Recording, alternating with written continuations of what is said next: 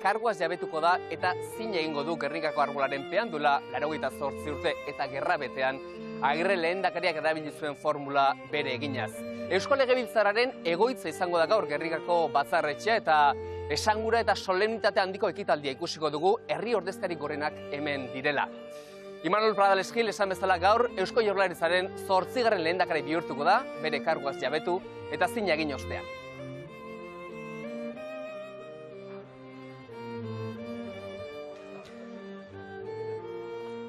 Eta hoxe da, Gernikako batzarretxeak erakusten duen irudia uneotan, hortxe da Gernikako arbola, eta beti bezala solemnitate, eta esangura handiko ekitaldia denez, gonbidatu asko ere bai, 300 gora gaur, hemen Gernikako batzarretxe honetan, duela 4 urteko argazkia beraz ez da errepikatuko, orduko hartan eta izurrete betean, 70 bat lagun baino ez ziren izan gonbidatu eta hemen dira ikusten duzuen bezala, 300 gora gaur, herri honen ordezkari gorenak guztiak. Eta esan bezala, gaurko honetan, Gernikako batzarretxea Eusko Legebiltzarraren egoitza bihurtuko da, eta hauxe da, Eusko Legebiltzarraren maikideak iritsi diren momentuan, Ahotaduik, Bizkaiko Batzar Nagusietako presidenteak jaso dituen momentua, eta ondoren, Bakartxo Tejeria Eusko Legebiltzarraren presidentearen iritsiarekin batera, botere eskualdatza gertatu da, esan bezala, gaur Eusko Legebiltzarraren egoitza izan dadin Gernikako batzarretxea, hauxe da momentua, Ana Ahotaduik harrera egin dio, Bakartxo Tejeriari, eta aginte makila eman ere bai. Gaur, hemen, Eusko Legebiltzarraren osoko bilkura bat egingo delako, Eusko Legebiltzarrak ekarri duelako bere jende guztia, legebiltzarkideak eta personala ere bai, hemen direlako, lehendakariaren karguaren jabetze eta zin ekitaldi honetarako.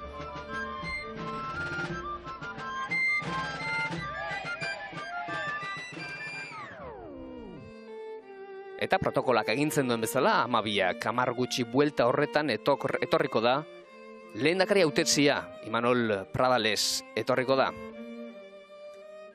Denak haren zain beraz, Pradales lehendakari hautetsiaren ostean, Urkullu lehendakaria, jarduneko lehendakaria etorriko da, eta horrekin batera, hasiko da, lehendakariaren zin egite eta karguaren jabetzeko ekitaldia.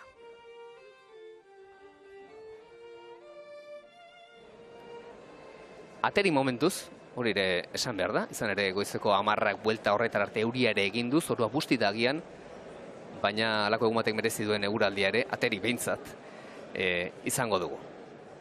Hementxe zain guztiak, esan bezala herri ordezkari gorena gurean, lehendakariak ere bai, bizirik diren 3 lehendakariak hemen, Urkullu eta Pradales ez gain, jakina, dagoeneko etorri dira, Garaikoetxea, Ibarretxe eta López lehendakariak, Espainiako gobernuaren izenean, María Jesús Montero lehenengo presidente ordea, bere ezkerrean ikusten dugu Fernando Clavijo, Kanariar Uharteetako presidentea, eta hor dira herri ordezkari gehiago, tartean Marisol Garmendia, Espainiako gobernuak Euskal Autonomia Erkidegoan duen ordezkaria, alkateak, eskubitik hasita, Jose Maria Gorroño, Gernikakoa, Donostiakoa, Eneko Goia, Juan Maria Burto Bilbokoa, eta Maider Etxebarria, Gasteizko alkatea.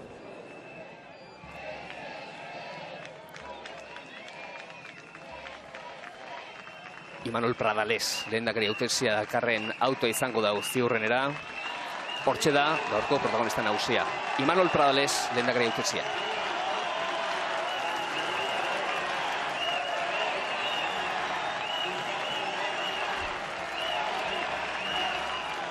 Eta harekin batera, Laura Saez, ere emaztea.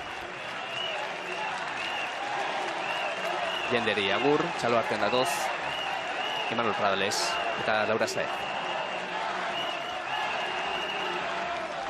Irri Parzo ere bai, lehendakaria.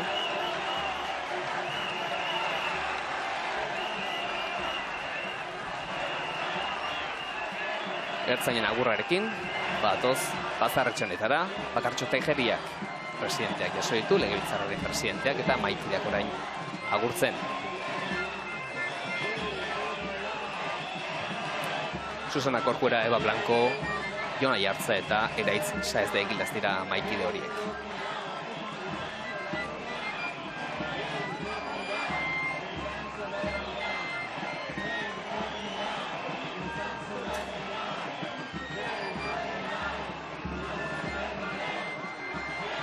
Eta orain guztiak, Urkullu lehendakariaren zain, jarduneko lehendakariaren zain. Esan behar da gainera, esangura politiko handiko ekitaldi solemnea dela, zalantza ezbairik gabe. Baina gaurko honetan lehendakarien arteko lotura pertsonalak ere baduela bere pisua, izan ere Portugaleteko Astileko ikastolan, Inigo Urkullu, Imanol Pradalesen irakasle izan baitzen. Pradales lehendakariak 11 eta 12 urte zituenean, aspaldiko ezagunak dira beraz, eta ziurrenera zentzu bat baino gehiagoan ere, bata maisu eta bestea ikasle.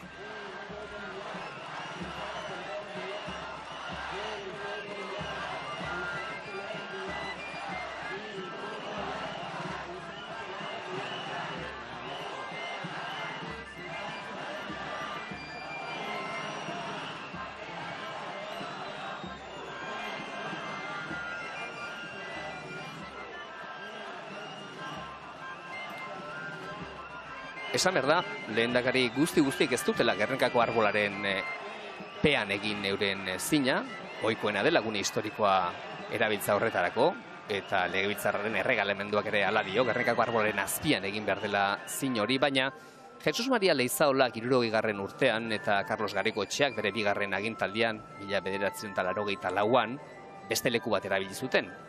Leheneoak ezinbestean, erbesteratuta zenez, Donibane Loitzunen egin zuen zina, Agirre lehendakariaren hilkutxaren aurrean bertan, eta bigarrenak Eusko Legebiltzarraren egoitzan egin zuen, Gasteizen eskola eraikina berritu eta ireki zenean. Basterretxearen izaro ikurraren azpian egin zuen, Gernikako arbola zaharraren espalak sartu da dauzkan irudi den izaro horren pean egin zuen.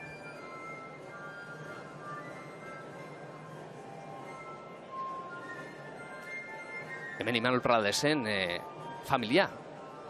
Imaztea ezkerrean, ertzean, eta gainontzean, 3 anaia, eta ama ere bai. Rosa Gil. Anaiak Josu, Aitor eta Lezo ditu. Eta Rosa Gil, Manuel Pradalesen alarguna da, 2018an hiltzen, Pradales lehendakariaren aita.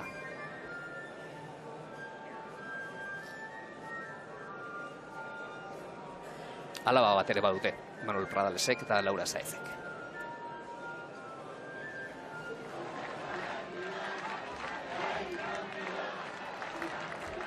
Eta hemen, Ikurriña Akarren auto honetan, Urkullu lehendakaria, jarduneko lehendakaria.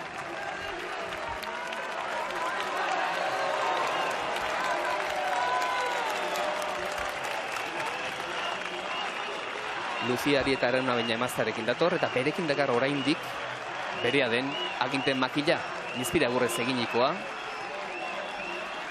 zilarrezko burua duena, eta grabatuen artean Eskola Autonomia Erkidegoko armarria du, eta hitz bat eta bakarra ere bai, lehendakaria. Agur eginez lehendari dator Batzarretxe barrura, ertzainek ere agur, eta orain lehendakari hautetxek Manuel Pradalesek egin dio lehenengo kasu, Bakartxo Tejeria, Ana Otadui eta Legebiltzarraren mahaiko kideak.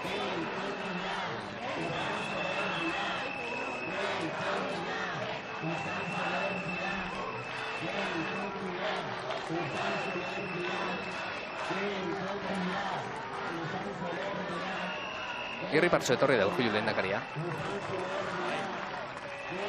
Berriketan bi lehendakariak, 12 urteren ostean utziko du bere kargua Inigo Urkullu. Eta esan bezala, bere ikasle bati utziko dio gainera Imanol Pradalesen.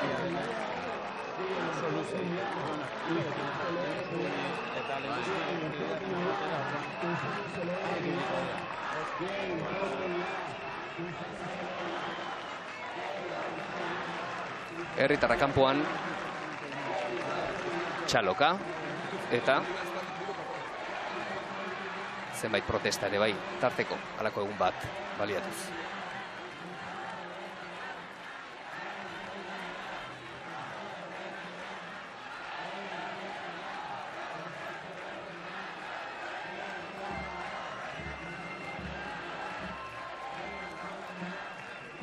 Bitartean, txistulariek goiza girotzen jarraitzen duten, eta zai gara eguerdiko 12ak. Noiz joko, 5 minutu barru beraz.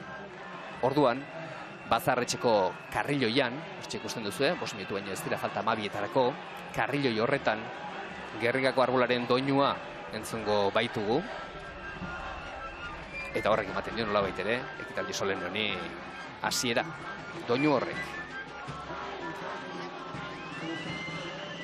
Pixkanaka batoz, segizioan, Bazarretxe aldenuntz. Lasa ikusten dugu Urkullu lehendakaria, Pradales lehendakaria hautesia ere partxo dago.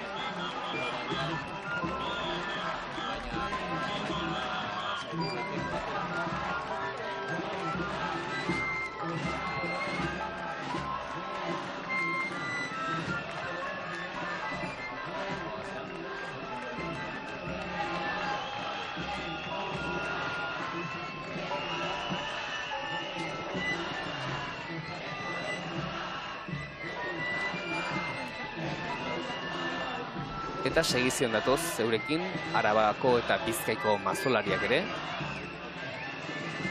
Gipuzkoako mazolariak ere hor dira.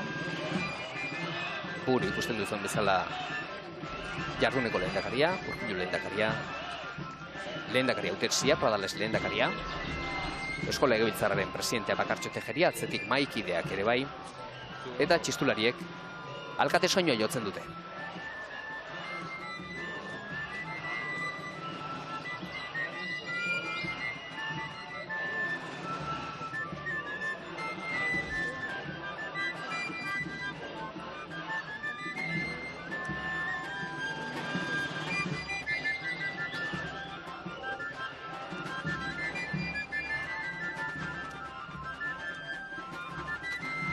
Banan-bana egiten diete kasu ertzainei.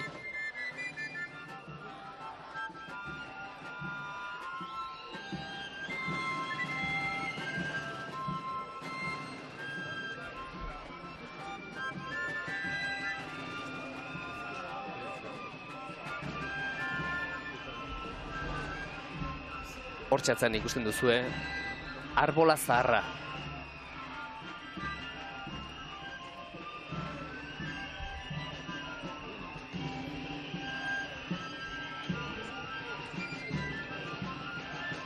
Arbola Zahar hori 150 urtez egon zen bizirik eta Aita Aritza ordezkatu zuen.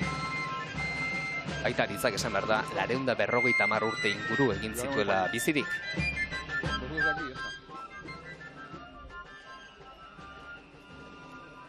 Eta orain Arbola Zaharra, tenplete itxurako aterpe horretan gordeta dago eta kontserbatzen den zaharrena da.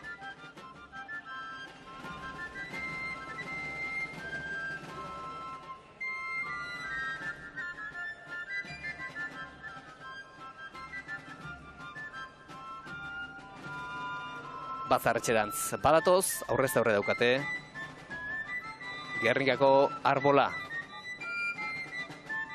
Gaur egongo zuaitz gaztea, 2015ean landatu zen Bazarretxe honen atarian. Eta 15 urte ditu. Osasuntsu dago, eta ostoz oparo. Ekainaren 22 honetan ala tokatzen baita.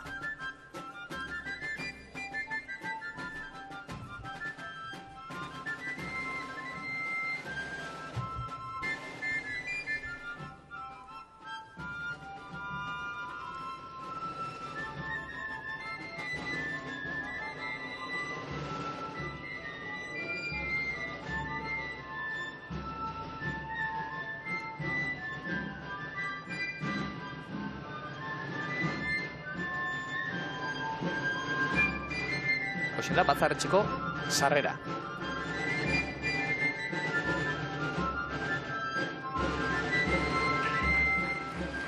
Txalo artean datoz. Familia hortxe, ertzean.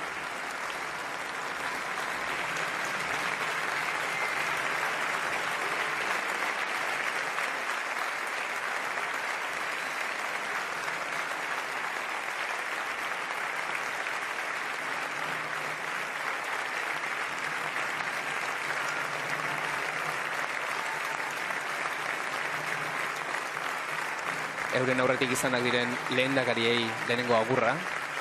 Hortxe Pradales lehendakari hautesia, Garaikoetxa lehendakariarekin, orain Ibarretxe lehendakariarekin, Besarka ere bai, eta López lehendakariarekin.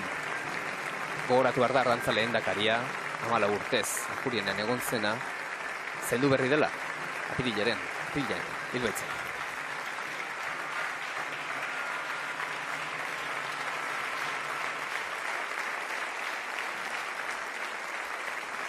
Esan bezala, gaur Bizkaiko Batzar Nagusiak Eusko Legebiltzarraren egoitza izango dira, hala dira, dagoeneko, botere eskualdaketa egin delako, eta jarraian, hitza Bakartxo Tejeriek hartuko du, eta zin egite, eta Karkuilabetze bilkurari hasiera emango dio.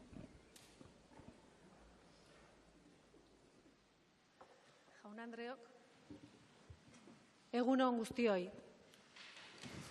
Hasiera ematen zaio lehendakariak zin egiteko eta karguaz jabetzeko ekitaldiari. Se abre la sesión para proceder al acto de juramento y toma de posesión del lehendakari. Lehen idazkari jaunak du hitza, Imanol Pradales Gil, jaun txit gorena, Eusko Jaurlaritzako lehendakariari hautatzen duen Eusko Legebiltzarraren osoko bilkuraren erabakia eta izendapenerako errege dekretua irakurtzeko. Tiene la palabra el señor secretario primero para proceder a la lectura del acuerdo del Pleno del Parlamento por el que se designa lehendakari al excelentísimo señor Imanol Pradales Gil y el Real Decreto en el que se procede al correspondiente nombramiento. Honako hau egiaztetzen dut. Eusko Legebiltzarrak 2024ko ekainaren 20an egindako osoko bilkuran, Imanol Pradales Gil jauna hautatu duela Eusko Jaurlaritzako lehendakari. Hautaketa honako artikulok betez eginda. Konstituzioko 152 bat. Autonomia estatutuko 23 bat. Ekainaren 30ko 7. 1991 legeko 4 eta 5. Eta Eusko Legebiltzarraren araudioko 175. Certifico que el Pleno del Parlamento Vasco, en sesión celebrada el día 20 de junio de 2024 y de conformidad con lo dispuesto en los artículos 152.1 de la Constitución, 33.1 del Estatuto de Autonomía, 4 y 5 de la Ley 7/1981 de 30 de junio y 165 del Reglamento del Parlamento Vasco, ha designado lehendakari del Gobierno vasco a don Imanol Pradales Gil. 2024 586 errege dekretua ekainaren 22koa. Imanol Pradales Gil jauna Eusko Jaurlaritzaren lehendakari izendatzeko dena.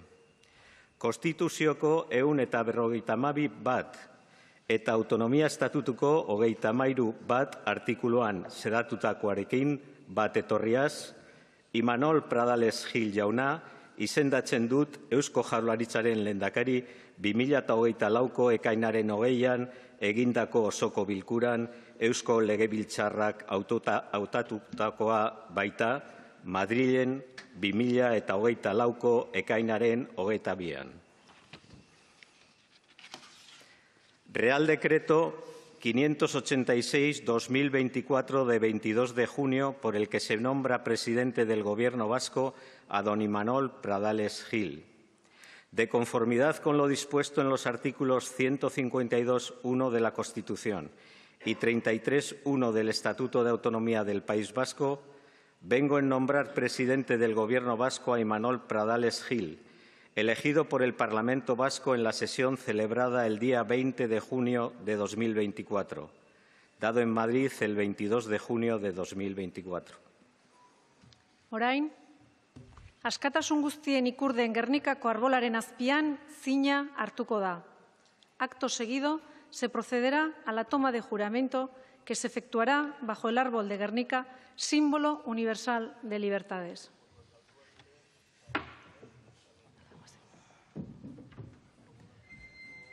Hore beraz, kanporantz, Gernikako arbolarantz, torreko dira berriz ere, segizioan.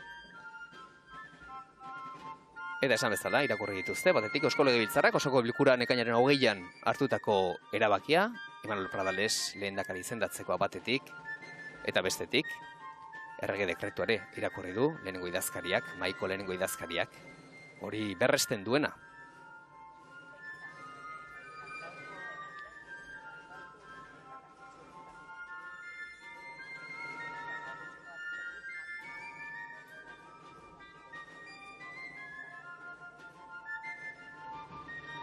Gernikako estatutuaren eta Bizkaiko Foru Zaharraren alebanaren aurrean egingo duzina lehendakari hautesiak Imanol Pradalesek. Batetik Bizkaiko Foru Zaharra esan bezala, 1952ko uztailaren 21 Gernikan onartutakoa da eta Bizkaiko Jaurerriko erakunde guztiak bizkaitarren berme individualak batetik eta bestetik bizitza publikoan parte hartzeko modua jasotzen dituen lehenengo testua da Foru Zaharra. Gaur hemen izango den kopia hori 1600 urtekoa da, eta Bizkaiko Foru Aldundian dago gordea. Eta Gernikako estatutuari ere aipamena eta haren presentzia izango du, zinet egite ekitaldi honek, hari esker etorri baitzen Euskal Autonomia Erkidegoaren erakundetzea. Hauxe da zalantzari gabe gaurko ekitaldikunerik, gogoangarriena eta unkigarriena. Maikidekin batera, legebiltzarreko maikidekin batera, legelari nagusi ere hortxe da.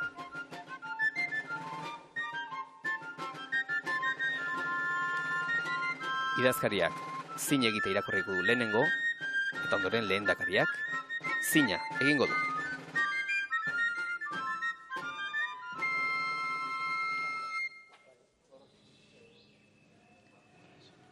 Lehen idazkari jaunak dauka hitza.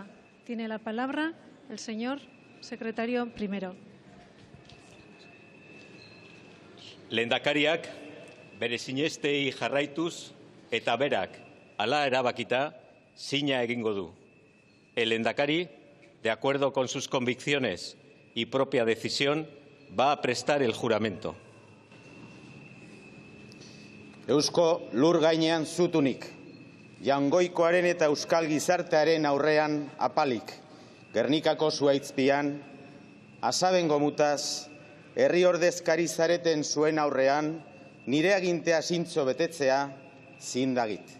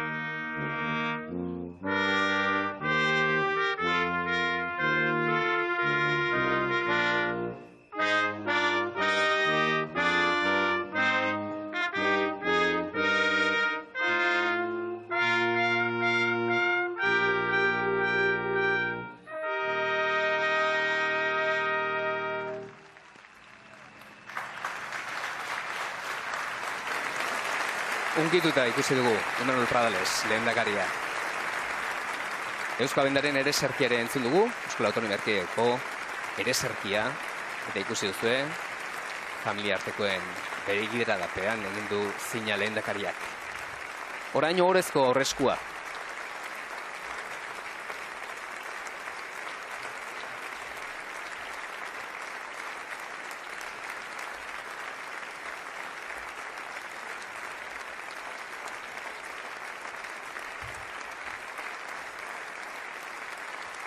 Orain herri partzu da, Imanol Pradales, oso unkituta ikusi dugu. Pentsakor, aurrera begira, ziurrenik persona bat baino gehiago erkin gogoratuko zen momentu horretan.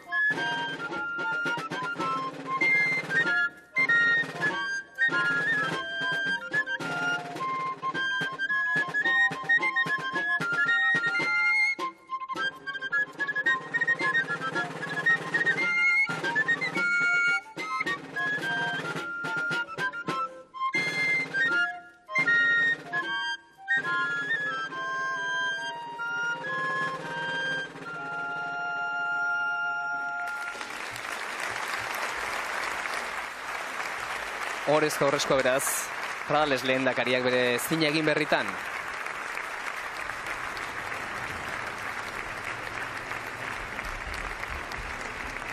Eta hauxe da, Pradales lehendakariak erabilietako zinaren formula. Eusko lur gainean zutunik, Jon Goikoaren eta euskal gizartaren aurrean apalik, Gernikako zuaizpian, Asaben gomutaz, herri ordezkari zareten zuen aurrean, nire agintea zintzo betetzea zindagik. Azkenengo urteetan, entzuna izan dugun formula erabili du beraz, Imanol Pradalesek. Eta azpimarratu du herri ordezkari zaretenon aurrean egiten duela berak bere zina, euskal gizartaren aurrean apalik.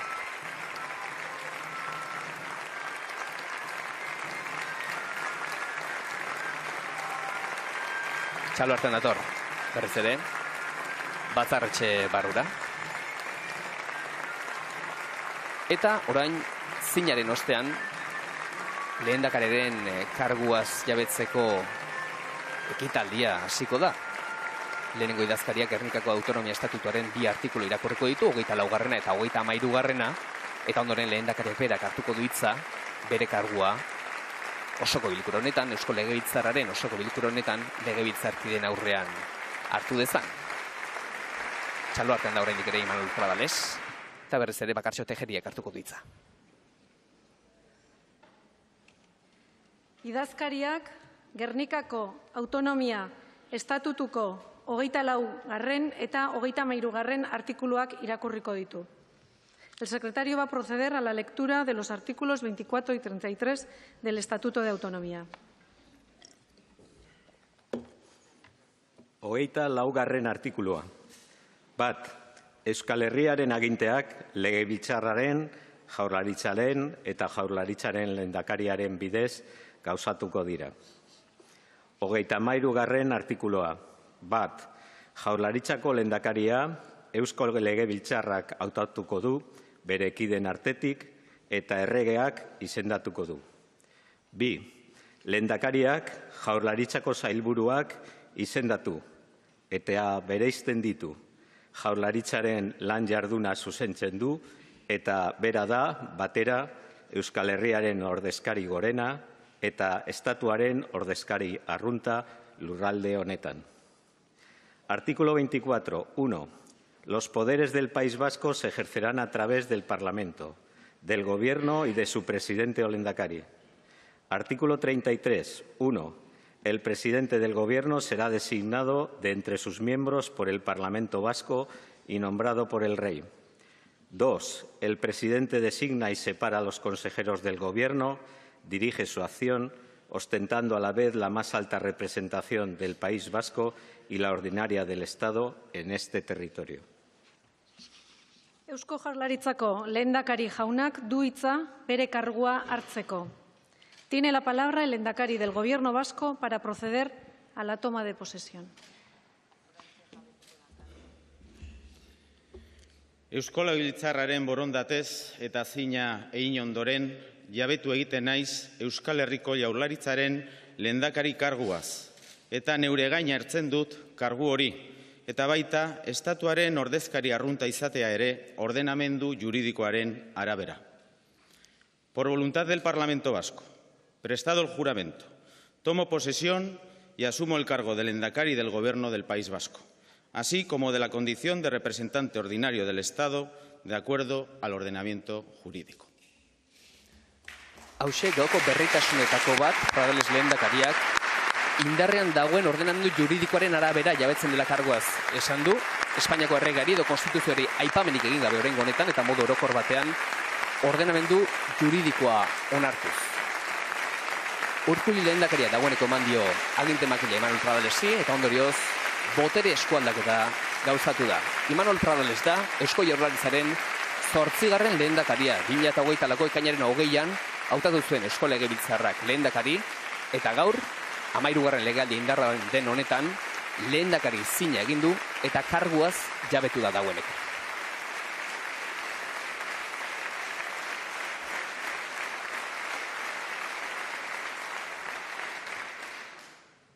Imanol Pradales Gil Jaun Txit Gorena, Eusko Jaurlaritzako lehendakari karguaz eta estatuaren ordezkari arrunta izateaz jabetu ondoren, amaiera ematen zaio bilkurari.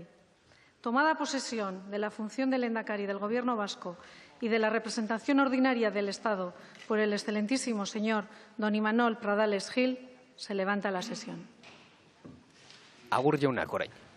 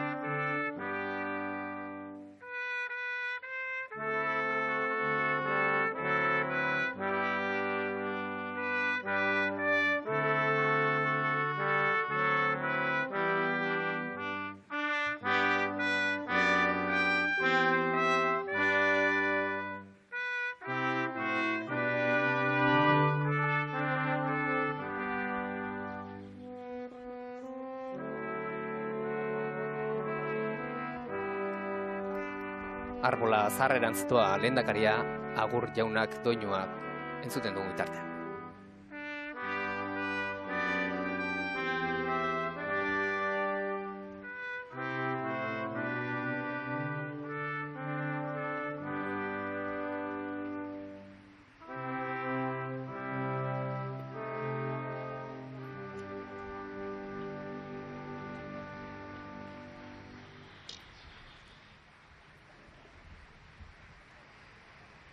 Arbola zaharra, 1752 landatu eta 1782 arte bizirik egon zena. Baita aritza ordezkatu zuen. Eta esan bezala, 150 urtez bizi izan zen. Iparragirreren Gernikako arbola orain.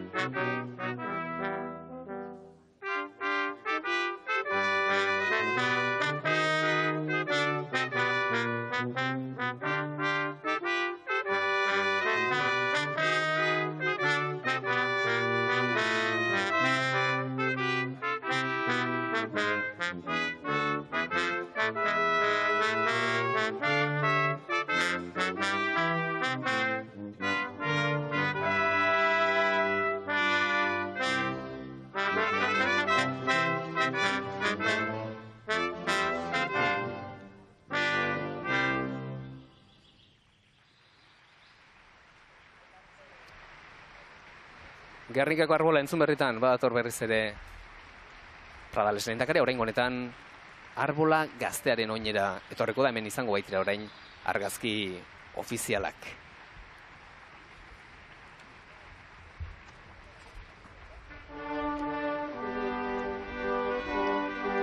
Eta entzuten ari garena, agur zaharra da, ertzaintzaren boskoteak joa, Agirre lehendakariak berezina egin aurretik ere jo zen, aritzera bidean zenean agur zaharra 1926ko urriaren 7 hartan. Eta gaur berreskuratutako ikur bat dela esan genezake beraz. Agur zaharra.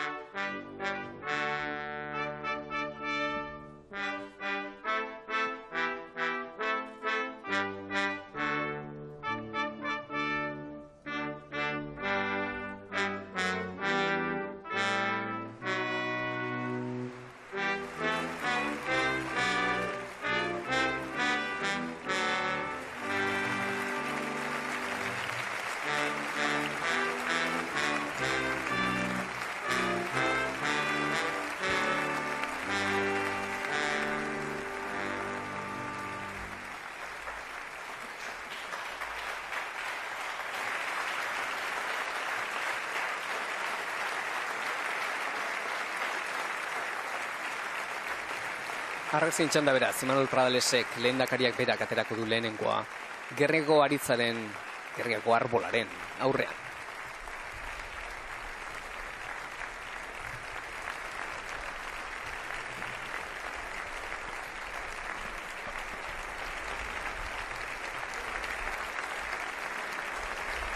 Herritarre urduria doka, Pradales lehendakariak. Unkitutara ikusi dugu, zina egin duen momentuan, Euskadiko ere serkia jotzen ari zirenean, familiak hartu izan du albo batean.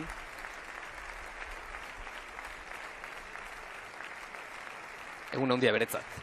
Lehenengo argazkia, berak bakarrik atera ostean, orain bigarrena, Bakartxo Tejeria, Eusko Legebiltzarraren presidentearekin.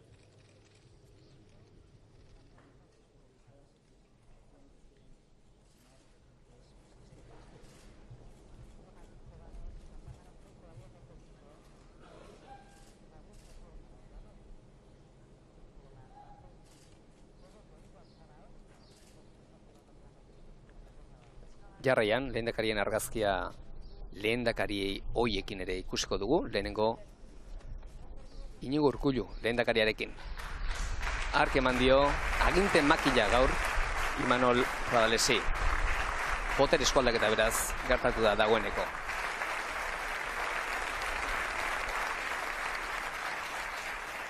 Maixu eta ikasle eta maixu, esan dugun bezala astilekun, Portugaleten, ikastolan, irakasle izan zuelako Urkullu lehendakaria, Imanol Pradalesek.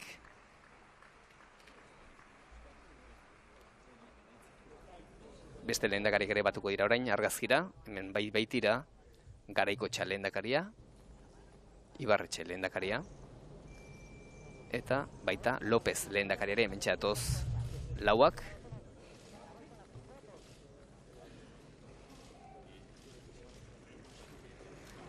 Gernikako arbolaren aurrean argazki hori ateratzeko irripartxo dator. Garaikoetxea lehendakaria, baita Ibarretxe ere, López lehendakaria ere bai.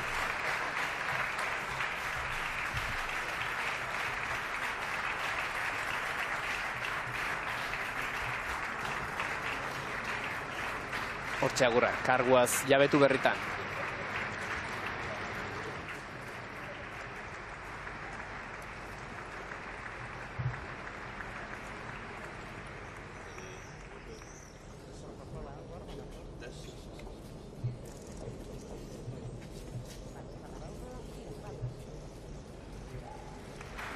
Bost lehendakari, López, Garaikoetxea, Pradales, Ibarretxe eta Urkullu. 8 izan dira, orotara. Arrantza lehendakaria apirilean zendu zena. Jose Antonio Agirre lehenengo lehendakaria eta Leizaola lehendakaria falta. Hirurak hilak baitira.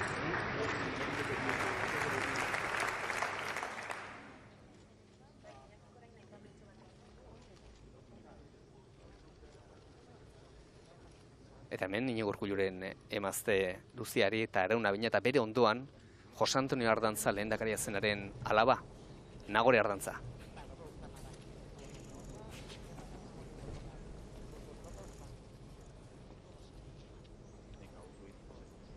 Esan dugu, Gernikako batzartxe hau herri ordezkariz beteta dagoela gaur, egunak eta okasioak ala merezi duelako. Hemen direla herri ordezkari gorenak. Espainiako presidente ordea, Maria Jesus Montero eta Ogasun ministroa ere gaur hemen da. Pradales lehendakariarekin argazki hau ateratzen Espainiako gobernuaren gaurko ordezkari goren moduan.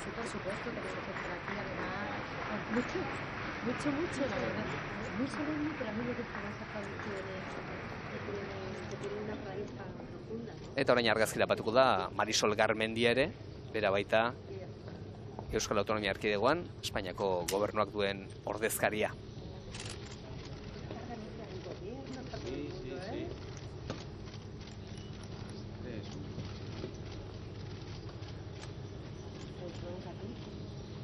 Perrik eta txikirako tarteare bada hemen.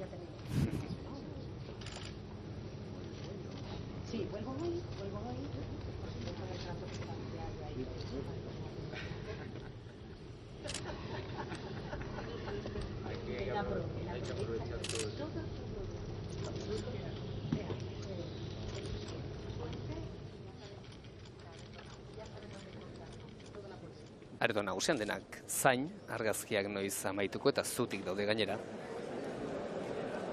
Osoko bilkura amaitu den honetan, eta Pradales lehendakaria bere karguaz jabetu den honetan jakina.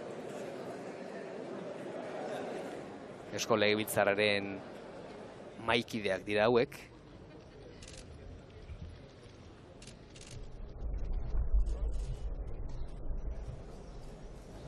Ezkerretik eskumara Jon Aiartza, Susana Corcuera, Pradales lehendakaria, Bakartxo Tejeria presidentea, Eba Blanco eta Eraitz Saez de Egilaz.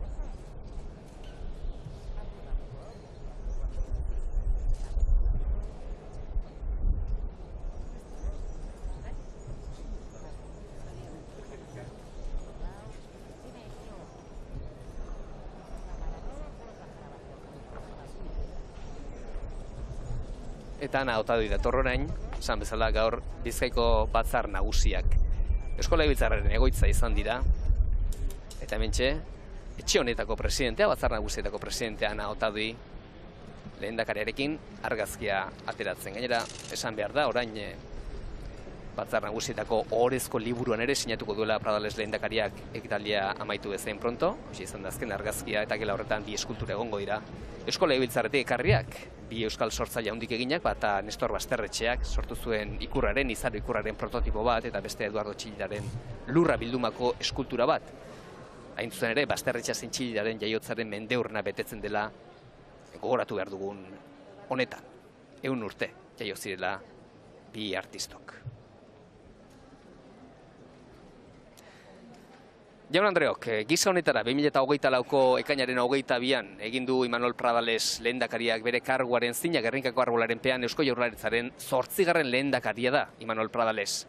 Jaurlaritzaren hurrengo hitzordu nagusia asteartean izango da, sailburuek ajurienean egingo baitute euren karguaz jabetzea lehendakariaren aurrean eta ondoren lehenengo gobernu bilera ere egingo dute. Besterik ez Jaun Andreok, eskerrik asko zuen arretagatik eta arratsalde on.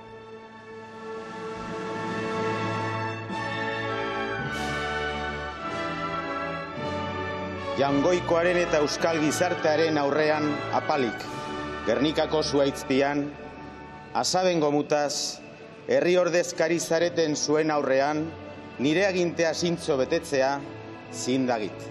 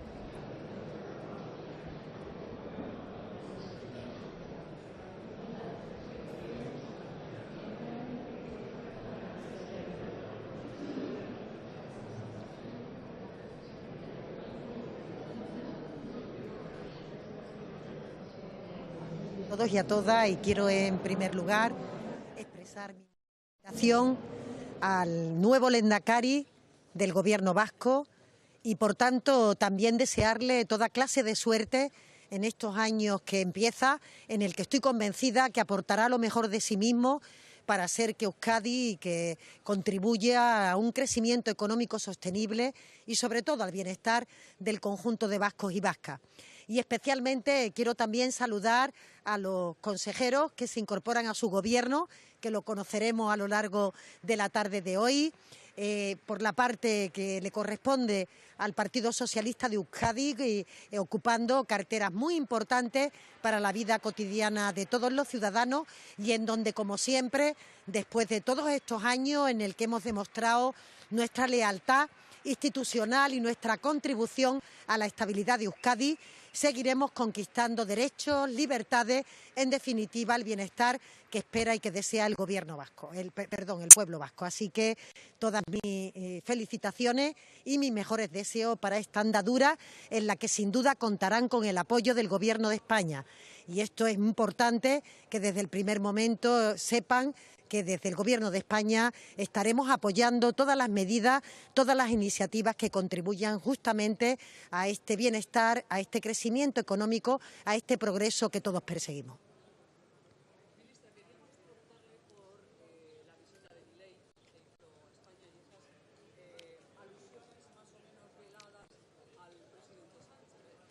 Bueno, yo creo que ayer pudimos presenciar nosotros mismos y nosotras fuimos testigos de una visita que no se puede calificar de otra manera que desde luego una visita que la Comunidad de Madrid protagonizó y hizo justamente para hacer la política de confrontación, la política de provocación al Gobierno de España, y esto quizás no fue lo más llamativo del día de ayer, lo fue los discursos, el tono de las palabras, el contenido que se expresó, que aplaudió el Partido Popular de Madrid, concretamente la señora Ayuso, y que también, por su silencio, el Partido Popular de Génova, el Partido Popular del señor Feijóo. Yo hacía tiempo, tengo que decirles, que no escuchaba en nuestro país palabras, desde luego, tan destructivas con lo colectivo, con el bienestar social, con la capacidad de que cada uno y cada una aportemos al bienestar de nuestra tierra, especialmente algo tan significativo como trasladar pues que la justicia social, que es la base de cualquier convivencia, de cualquier constitución y de cualquier democracia, se cuestione de la forma tan agresiva que se hizo, y justamente hablando pues de monstruosidad empobrecedora, de aberración, en definitiva negando que efectivamente los ciudadanos tienen derecho a la igualdad de oportunidades, que es el basamento de nuestra convivencia y el basamento de nuestra democracia. Para hacer posible un estado del bienestar que permita que ante la salud, ante la educación, ante la dependencia, todos somos iguales. Eso se hace contribuyendo cada uno según su capacidad, con un sistema fiscal progresivo, justo, y vieron ustedes como el señor Milei en el día de ayer dijo que pagar impuestos era robar y era atentar contra la propiedad privada. Por tanto, la política que persigue es la de la selva, del sálvese quien pueda, y el que tenga oportunidades que las aproveche y el que no las tenga, pues que se fastidie, tal y como expresó en su discurso. Así que yo tengo pudor, me da una cierta vergüenza que una comunidad de este país tan democrático como España albergue discursos de este tipo, aplauda este tipo de ideas y, en definitiva, le dé el amparo a la ultraderecha y a los populismos que eligen nuestro país para venir a decir cosas que ni siquiera se atreven a decirlas en sus países de origen. Así que una condena absoluta a ese discurso, pedir respeto, lealtad institucional, cumplimiento de la ley a la presidenta de Madrid, que es la responsable que en el día de ayer hayamos asistido a este discurso que ustedes han visto, que evidentemente rompe las bases de nuestra Constitución y las bases de nuestra democracia. Yo espero que el señor Feijóo lo module, lo rectifique o definitivamente se separe de él.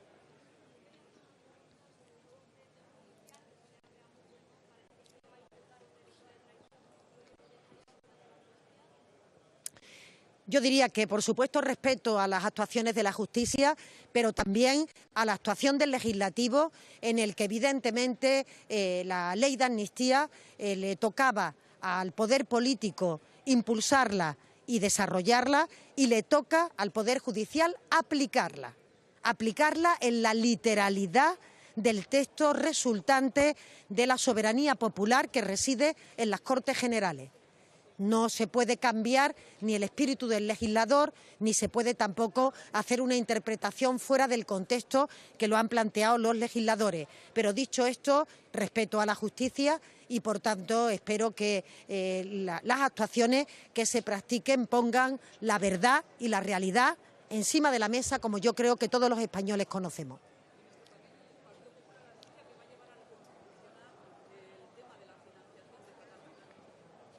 ¿Qué tema? Preguntaría yo, porque claro, no sé exactamente. Mire, yo creo que el Partido Popular ya no sabe cómo sobreactuar con todas las cuestiones, y además especialmente cuando las cuestiones consisten en facilitar o impulsar una confrontación territorial con Cataluña. Saben ustedes que la oposición del Partido Popular se ha fundamentado durante todo este tiempo en hacer de la confrontación entre territorios su razón de ser. Cuando se le va acabando esa parte, desde luego, del discurso, empiezan a buscar otros nuevos. No entiendo qué es lo que van a llevar al Constitucional. Es que me parece hasta absurda esa expresión, ¿no? Muchas gracias.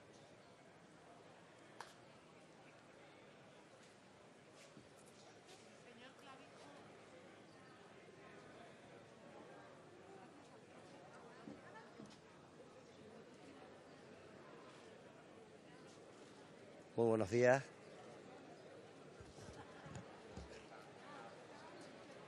Empiezo, bueno, pues desde Canarias, los lazos que nos unen al pueblo canario con el vasco y sobre todo al PNV con Coalición Canaria son históricos, y hoy hemos querido estar en la toma de posesión del nuevo Lehendakari, no solo para fortalecer esos lazos de colaboración y de respeto, cariño y admiración mutua, sino también para asistir a un día importante y feliz para el País Vasco y para el PNV. Por eso hoy hemos querido estar aquí en nombre de todos los canarios para felicitar al Lehendakari.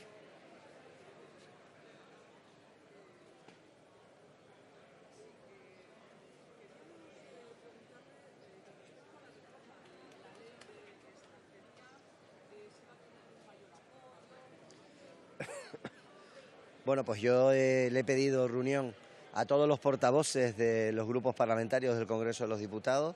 La semana que viene, el lunes, me iré a Madrid para tener martes y miércoles reunión con todos y cada uno de ellos. El objetivo es el texto que tenemos pactado entre los dos gobiernos, el de España y el de Canarias, que permite modificar el artículo 35 de la Ley de Extranjería, pues recabar los apoyos necesarios para que el decreto ley, desde Canarias seguimos insistiendo que la fórmula idónea es un decreto ley para que empiece a aplicarse de manera inmediata, pues para que ese decreto ley pueda ser convalidado con todas las garantías. La situación en Canarias es muy grave. Veíamos recientemente cómo un crucero encontraba una patera con 5 fallecidos en la patera, pero 33 que habían tirado por la borda, a 800 kilómetros de las Islas Canarias, y la situación con 6.000 menores no acompañados en Canarias está siendo insostenible para poder afrontar la atención a todos esos niños y niñas con ciertas garantías.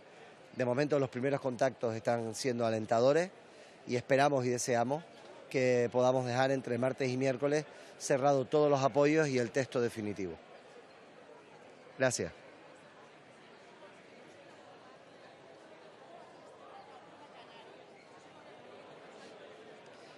Sí, bueno, yo acabo de llegar de Bruselas me desplacé directamente aquí a Euskadi, precisamente porque estábamos hablando con el equipo del Alto Comisionado, pues un poco las expectativas que de aquí a final de año se preveían con el mar, porque al final, en la medida que el agua o el mar está calmado, las pateras salen. Y la verdad es que hay mucha preocupación. Se está hablando en el entorno de Mauritania, aproximadamente 300.000 malienses de Burkina Faso y y bueno, en fin, que están ahí pendientes para dar el salto. Y se está hablando de aproximadamente de aquí a final de año 70.000 migrantes que puedan llegar a esa ruta atlántica. Piensen que es la más peligrosa, piensen que lo que va de año cada 45 minutos fallece un inmigrante intentando llegar a nuestras costas, y si el número aproximado suele ser entre un 12 y un 15% de menores, podríamos hablar de casi 17.000 menores no acompañados en Canarias, lo cual sería inviable. Luego, todas las expectativas que maneja la Unión Europea pues son bastante pesimistas en cuanto al gran número de afluencia de migrantes que van a llegar de aquí a final de año a nuestras costas. Eso hace todavía, si cabe, más imprescindible que se modifique la ley para poder hacer una distribución de esos niños y niñas en todo el territorio nacional y poder atenderlos dignamente como se merecen, porque al final pueden ser nuestros hijos o nuestras hijas. Muchas gracias.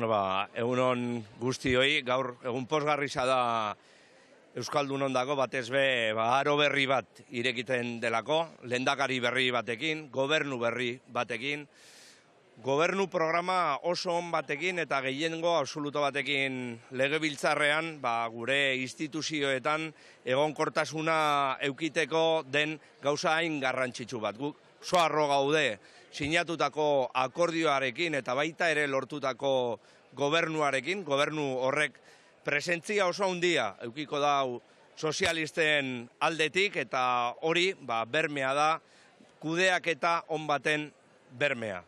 Decía que hoy es un bonito día para Euskadi, es un día feliz. Hoy se abre una nueva etapa, se abre una nueva era, con un nuevo lehendakari, con un nuevo gobierno que desde luego es representativo de la pluralidad de este país. Estamos muy orgullosos del acuerdo de gobierno que hemos firmado, en el que desde luego la impronta socialista queda muy clara, como pudisteis comprobar el pasado jueves cuando se hizo público.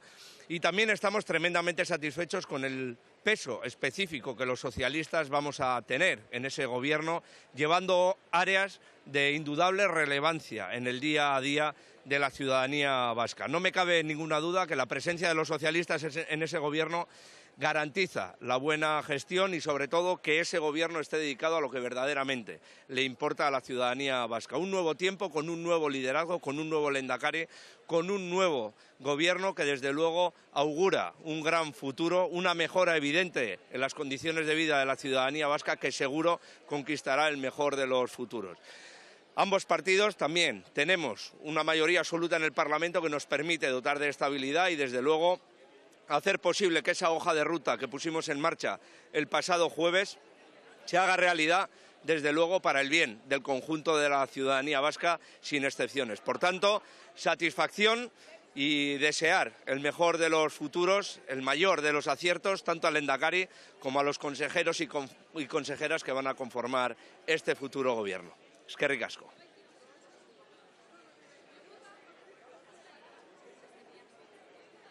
Auskalo, horrek lehendakariaren eskuetan da, nik atzo bertan gure izenak eman genituan, eta berak gaur arratzalde aldera esango dau gobernu horren osaketa guztia. Auskalo, eskerrik asko.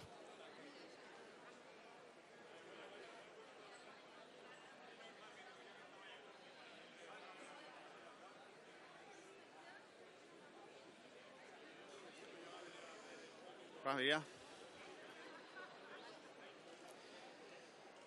Bueno, egunon guztioi, eta lehenik eta behin, beste behin, Imanol Prades lehendakariari, zorterik onena ospa diogu.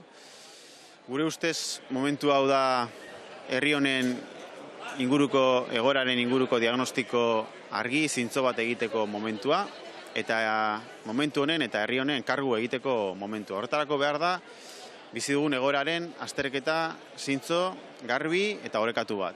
Eta hortik aurrera ausardia izan behar dugu guztiok, herri honen etorkizunarekitzeko, bere buru jabetzan aurrera egiteko, eta aurrez aurre dauzkagun erronka sozialei heltzeko. Hori izan da gure planteamendu hasieratik, horrela adierazi genuen baita ere osteguneko osoko bilkuran, eta hori izango da gure jarrera hemendik aurrera ere. Beraz, bide hortan, espero dugu, gainontzeko alderdiekin eta zehazki lehendakariarekin izango ditugula aukerak azterketak partekatzeko, diagnostikoa partekatzeko eta hemendik aurrerako aurrera bideetan elkarlanean jarduteko. Hori izango da gure prestutasuna beti ere herri honek behar duen etorkizuna eta behar dituen politikak eta burujabetzarako behar duen bidean aurrera egiteko. Mila esker. Bueno, pues en primer lugar, felicitar a Imanol Pradales y desearle suerte en su responsabilidad.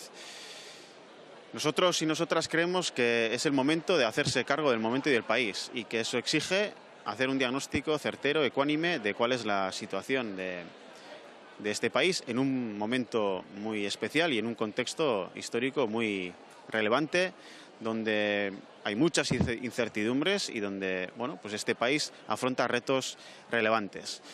Nuestra predisposición ha sido absoluta para buscar espacios de encuentro, para que este país avance en términos nacionales, avance en su soberanía y avance también en el sentido de construir una sociedad más igualitaria, más feminista, más equitativa y más sostenible. Esa será nuestra actitud y nuestra política de aquí en adelante y desde ahí esperamos que podamos ser capaces de articular espacios de encuentro con el resto de las fuerzas políticas y con el lehendakari en primera persona. Nuestra predisposición será total en ese sentido. Mila esker.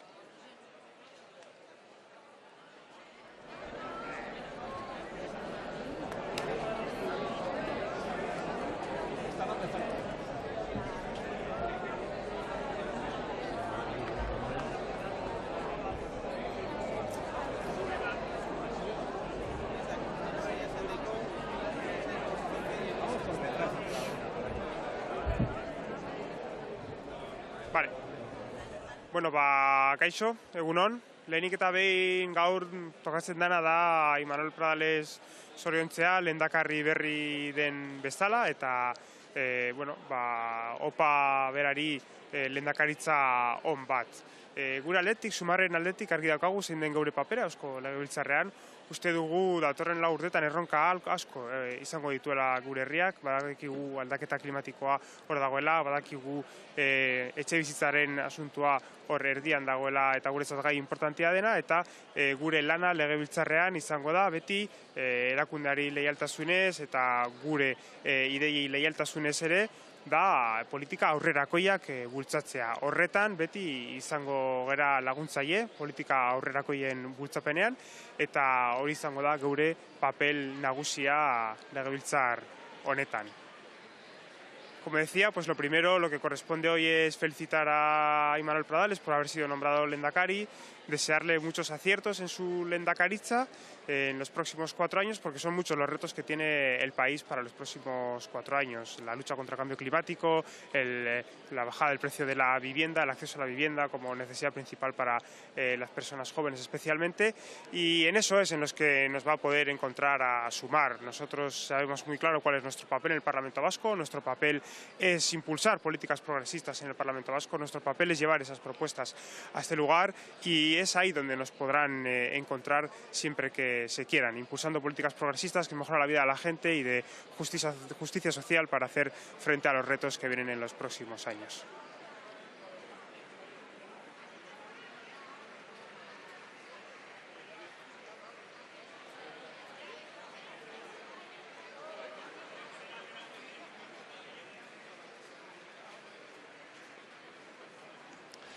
Hola, buenos días. Egunon. Bien, lo primero, por supuesto, transmitir la enhorabuena a Zorionak para el Lehendakari, así se lo he dicho personalmente, como también lo hice el jueves. Y a partir de ahora, pues hacer cada uno su tarea, que la nuestra es la de representar a todos los vascos que nos han votado.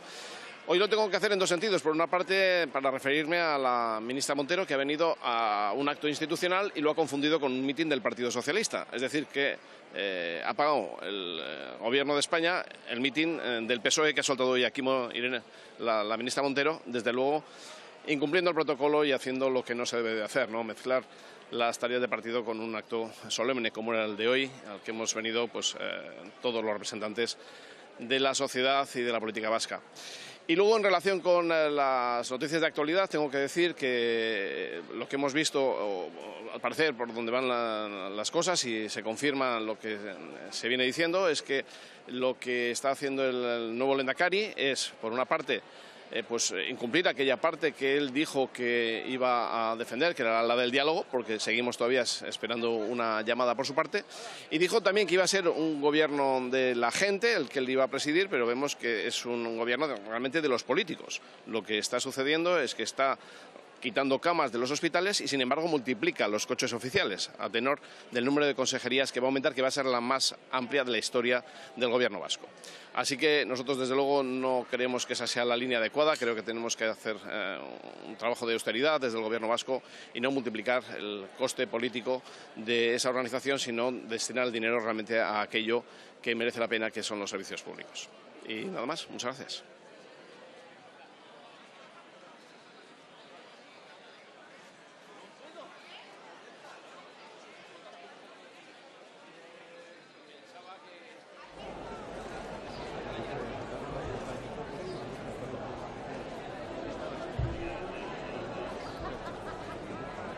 Egunon, ekitaldi hunkigarri honetan hasten da aro berri bat Euskadirentzat. Lehendakari bikain dugu, Eusko Jaurlaritza on bat, gobernu programa oso betea, eta orain astelehenetik aurrera lanera. Hori da gure erronka, Euskadik erronka asko ditu, eta denon artean aurrera egin behar dugu erronkei. Decía que con esta emocionante y solemne ceremonia comenzamos una nueva etapa para Euskadi, de manos de un nuevo Lehendakari, de manos de un Lehendakari del Partido Nacionalista Vasco, que va a liderar un buen gobierno, un gobierno muy competente, con un magnífico programa de acción para sacar adelante a Euskadi y abordar los problemas, los anhelos y las necesidades que esta sociedad tiene. A partir del lunes nos toca a todos y a todas trabajar y seguir adelante haciendo frente a esos anhelos mayoritarios de esta sociedad, que pasan por unos buenos servicios públicos de calidad, de excelencia, y por un autogobierno que nos traiga más y mejor bienestar a toda la ciudadanía.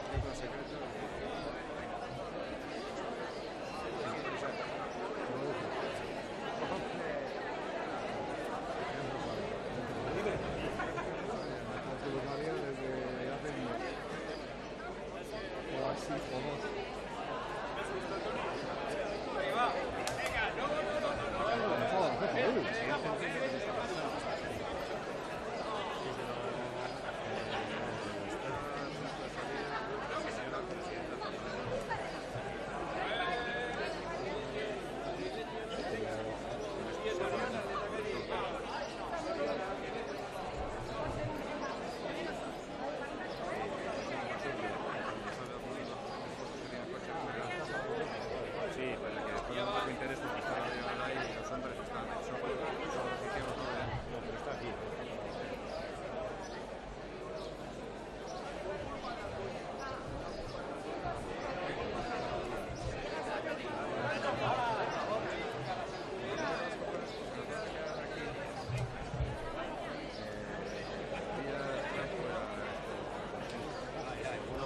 No, quedaban 4 idiotas.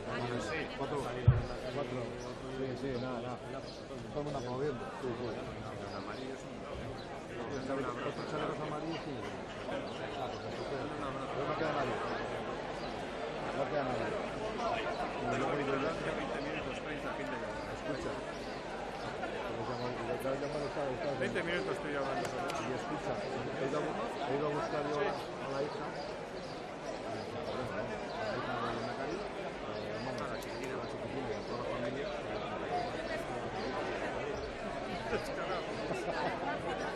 Y yo, que me suelo poner.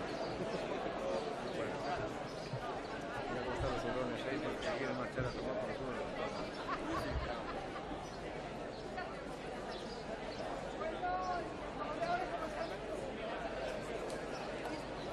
Y que vamos a marchar, Creo. ¿no? Vamos, igual a fumar. Igual a fumar, entonces. Eso salir. Bienvenidos por la foto que quieres.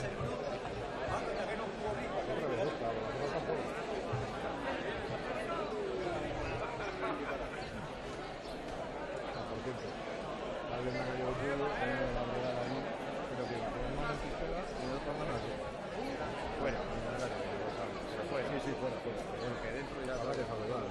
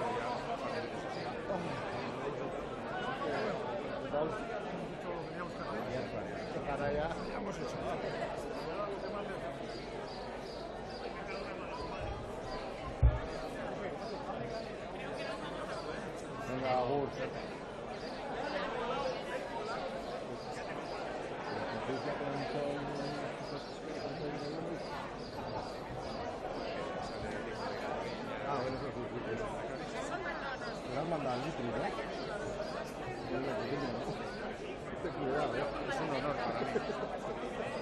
Al final así los César. 8 meses. ¿Le salió bien o no? No sé. 8 meses.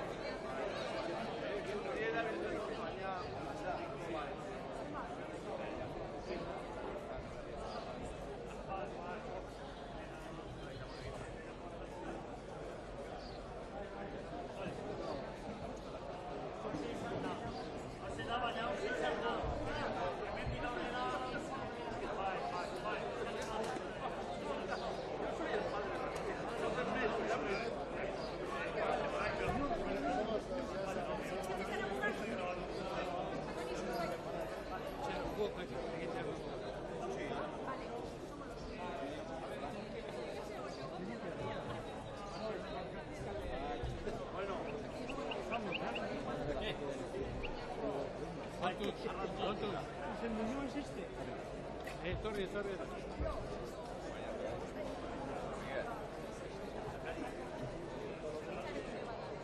Ondo bulta hartzen da ziren.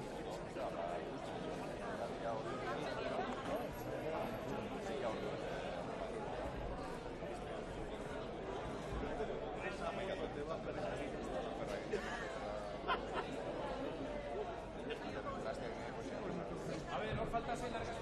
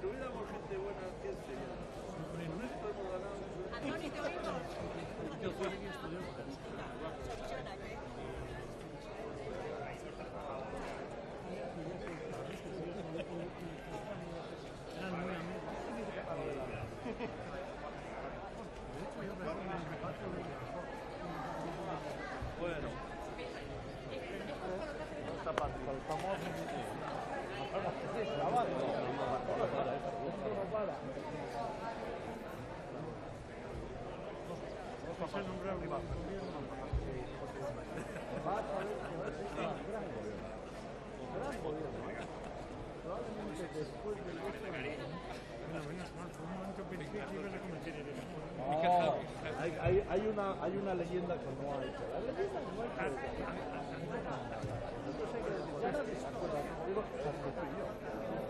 Cuando lo he visto a Garicochea, ya he pensado que no se me recuerda a nadie, sino que pronto no va a aparecer nadie. Y yo también tengo un trombo en la pierna. Además he dicho Javier. Por chorra, por hacer mucho y de parida. Bueno, así es que te veo bien, ¿eh? Te veo bien. Así lo tenemos.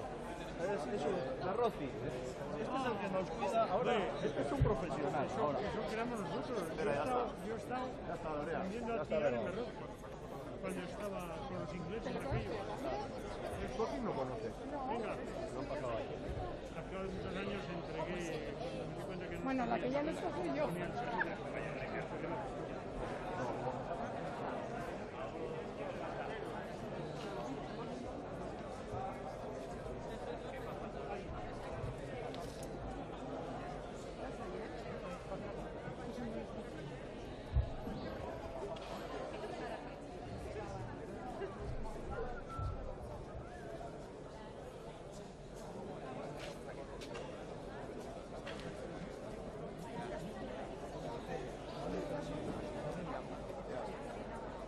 Ya está arreglado, Lorenzo.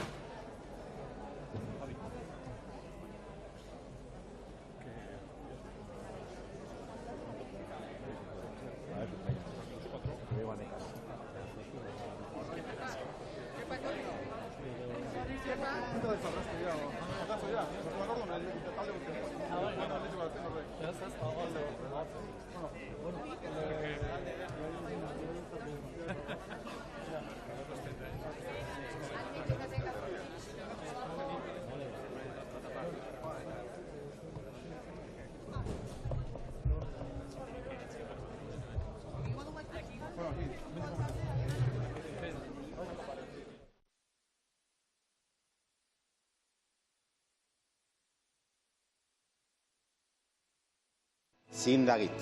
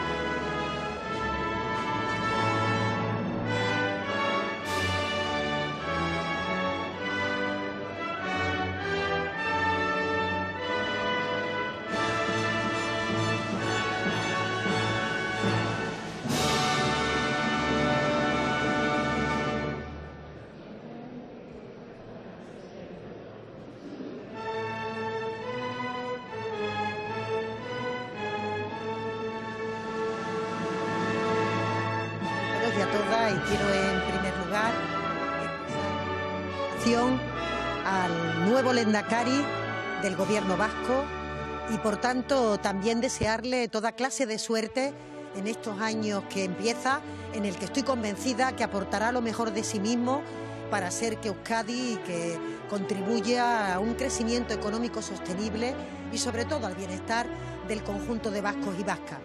Y especialmente quiero también saludar a los consejeros que se incorporan a su gobierno, que lo conoceremos a lo largo de la tarde de hoy. Por la parte que le corresponde al Partido Socialista de Euskadi, ocupando carteras muy importantes para la vida cotidiana de todos los ciudadanos y en donde, como siempre, después de todos estos años en el que hemos demostrado nuestra lealtad institucional y nuestra contribución a la estabilidad de Euskadi, seguiremos conquistando derechos, libertades, en definitiva el bienestar que espera y que desea el gobierno vasco, el pueblo vasco. Así que todas mis felicitaciones y mis mejores deseos para esta andadura en la que sin duda contarán con el apoyo del Gobierno de España. Y esto es importante que desde el primer momento sepan que desde el Gobierno de España estaremos apoyando todas las medidas, todas las iniciativas que contribuyan justamente a este bienestar, a este crecimiento económico, a este progreso que todos perseguimos.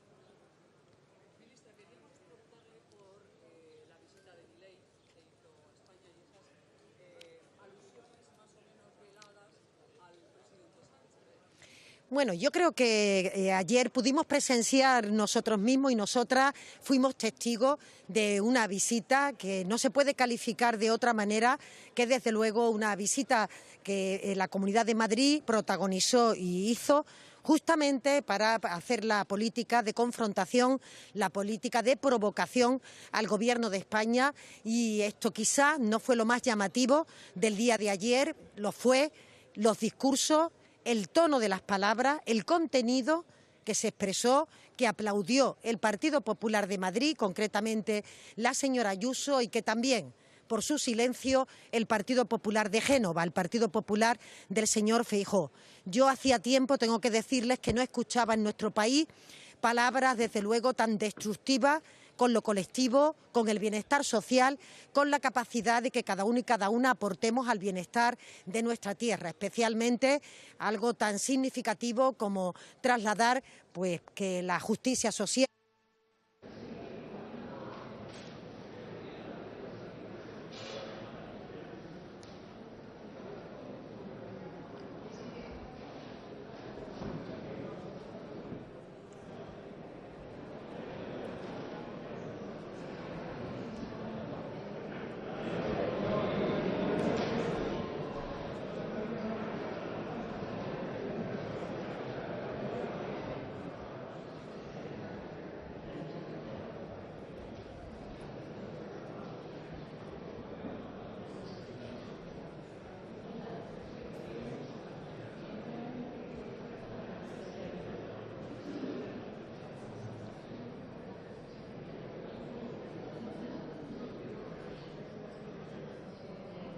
Todos y a todas, y quiero en primer lugar expresar mi felicitación al nuevo Lehendakari del Gobierno vasco y, por tanto, también desearle toda clase de suerte en estos años que empieza, en el que estoy convencida que aportará lo mejor de sí mismo para hacer que Euskadi que contribuya a un crecimiento económico sostenible y, sobre todo, al bienestar del conjunto de vascos y vascas.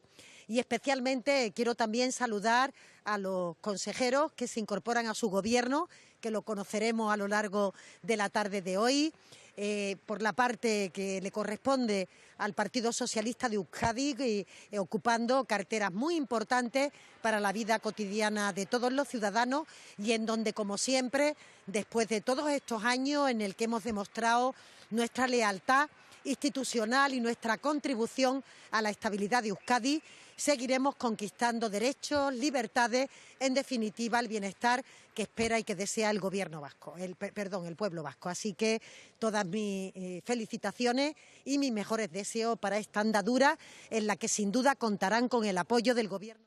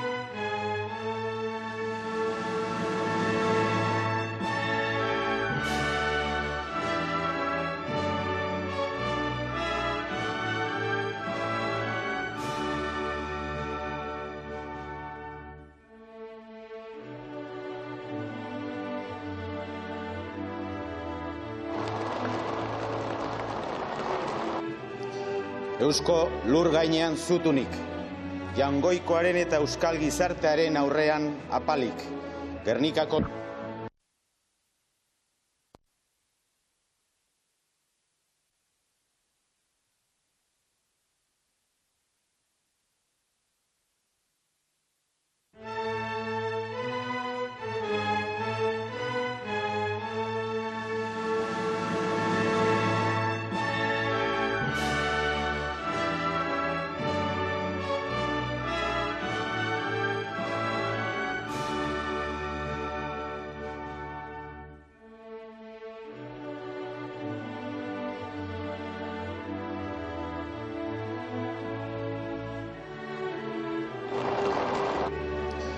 Eusko lur gainean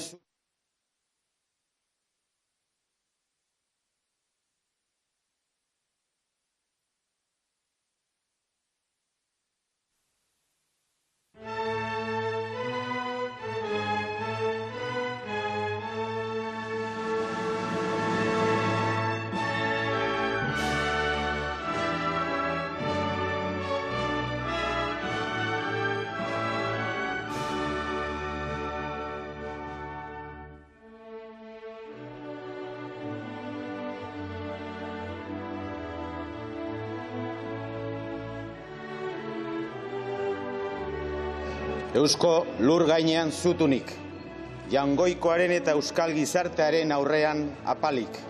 Gernikako zuaitzpian, asaben gomutaz, herri ordezkari zareten zuen aurrean, nire agintea zintzo betetzea zindagit.